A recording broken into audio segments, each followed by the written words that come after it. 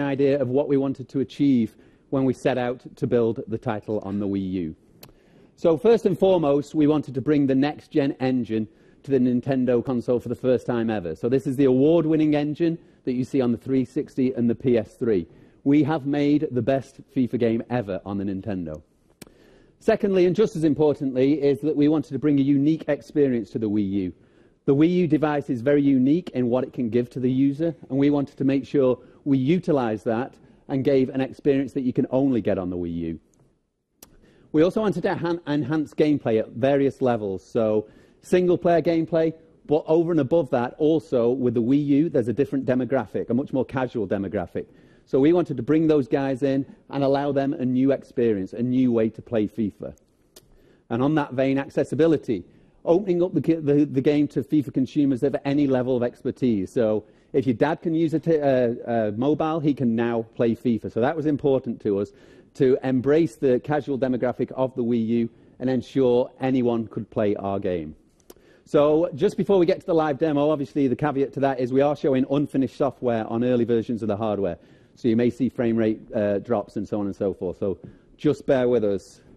So without further ado, we'll switch to the live demo. You can see I've been joined by Pete and Darren, who'll be demoing this. And what you're seeing now is a representation of what you would see when you're sat in front of your TV. So at the top screen is what you would see on the TV.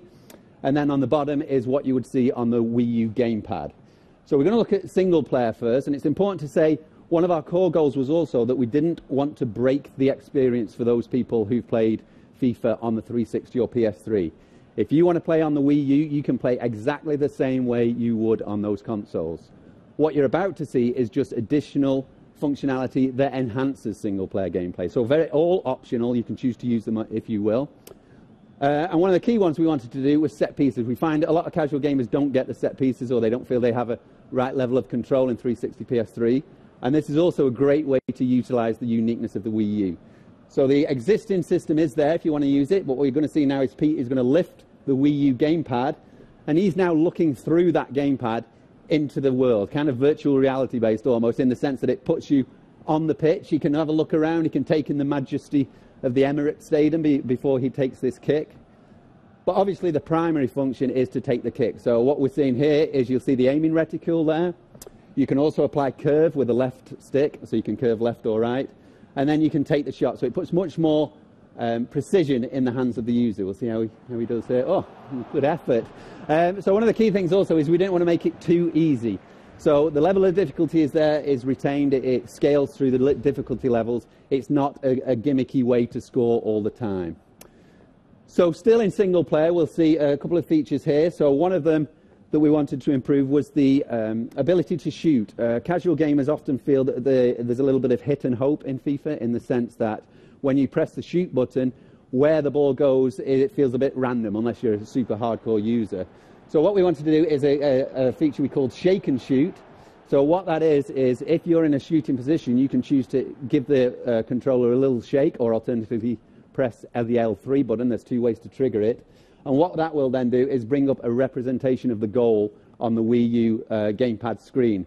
And then simply you can tap on that screen to aim where you want to shoot. So it puts a lot more precision in the hands of the user, and ultimately a lot more reward, because if you're clean through on goal and you see the keeper coming out not covering top left and you hit it top left, that experience of scoring feels that much more satisfying. Also in single player, we've also got touchscreen passing. So if Pete gets the ball here, what you'll see is he's able to tap the Wii U gamepad screen and literally pass anywhere on the pitch. You'll see a little icon appear on the screen, and that's where he's passed. So now you're no longer kind of shackled to the analog stick in terms of getting it feathered to the perfect position. You can literally pass anywhere on the pitch with as much precision as you want. So set pieces, passing and shooting, all revolutionary change for the Wii U if you choose to want to use them. So core elements of gameplay. So we're now just going to switch over to manager mode, and we'll take a look at some of the other functionality on the gamepad. So you'll have probably seen on the right-hand side of the gamepad there, you'll see a number of tabs. So we've got a tab system on it. And this really allows us to show multiple levels of information and allow the users to pick and choose what they want to show. So we've just seen the gamepad tab. We're now going to go on to the Manager Central tab. So this is kind of for the more casual. So if you can imagine your dad sat there analysing the play as it goes on. It's got a much more interactive and intuitive radar, so you can see the players are now identified with names rather than just colours. So you can see exactly where everyone is. It's also got stats down the right-hand side there, so you can see what's going on in the game.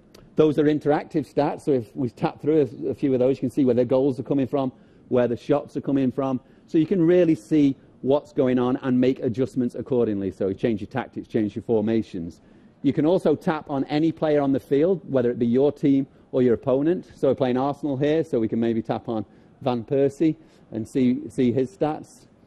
And the stats will just show up on the right-hand side. We just bring up the player stat.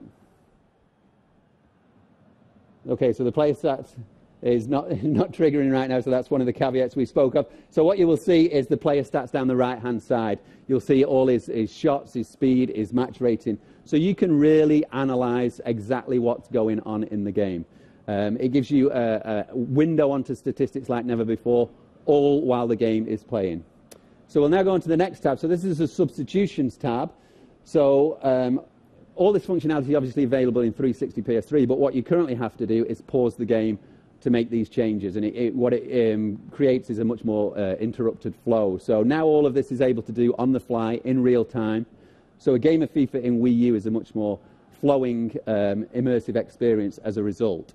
So what we're going to look at here is a substitution. So two of the key motivators when you're making a substitution is obviously how well a player is playing and how tired he is. So if we have a look at John Terry there, 5.1 out of 10, not having the best of games, and he's quite tired. So we may just simply tap on him, tap the player you want. Ivanovic will swap him in. You get the stat comparison in the top there, so you can see, compare pace, shooting, so on and so forth, and just tap the arrows to make the change. Very simple, very intuitive, and there it happens. Next tab down, we have formations, so you can change your formations on the fly. Again, you don't need to go into the pause menu to do any of this. You can change them as many times as you want. Next level down, we also have tactics. So there's millions of variations of tactics within the game, currently accessed through the pause menu. Now, as I say, you're not like to dabble with these too much in a regular game because it means breaking up the flow and continuously changing. Here, you can change them all on the fly. So you can tinker with this till your heart's content to find that perfect match-winning formula. The bottom, we have man marking. So again, this kind of goes back to the manager hub. If you've identified Van Persie as someone that's tearing you apart, you can tap on him, tap on a player you want to mark him, done. You can unassign as equally easily. So as you can see, a lot more power in the hands of the users, particularly for the casual gamer who maybe isn't the Twitch and doesn't want to directly control. So that's kind of the manager element. We're now just going to go into co-op. Okay, the match has just ended there. You can see you get a manager rating at the end of it, so we just restart. One of the other features we have is co-op. So this is really the social element. This is where we want kind of families to play together. Maybe dad wanted to play FIFA but always a bit scared off because of the kind of dexterity required to do that. This really allows a much more social experience and kind of people can play together irrespective of their levels of gaming. So we can go to the manager tab and you can see now you can send players on runs. You can see Peter's sending players on runs. He's just send check on a somewhat kamikaze run there, sending the goalkeeper up the screen, which is not advised, but it does give you an idea of what you can now do. Passive control of every single player on the pitch. So you can imagine Dad sat on the sofa sending these players on runs, and what it does create is a really fun experience. We had a lot of fun testing this. You know, you sat in the same room, you're shouting at each other as you send these players on the runs, and up to 4 other people can play on the same team. So a very immersive and very fun experience, and one that you just can't get on the other consoles. So that kind of harks back to our idea that we wanted to create a very unique experience that you just can't get anywhere else. And I think we've done that. We're very proud of the game we made. We are in the hands-on area later, so for those of you here, feel free to drop by and we can go through this in a lot more detail. This was a very whirlwind tour of the Wii U. For those at home, just to let you know, we will be a Wii U launch title. So when the Wii U comes out, you'll be able to get your fix of FIFA on day one.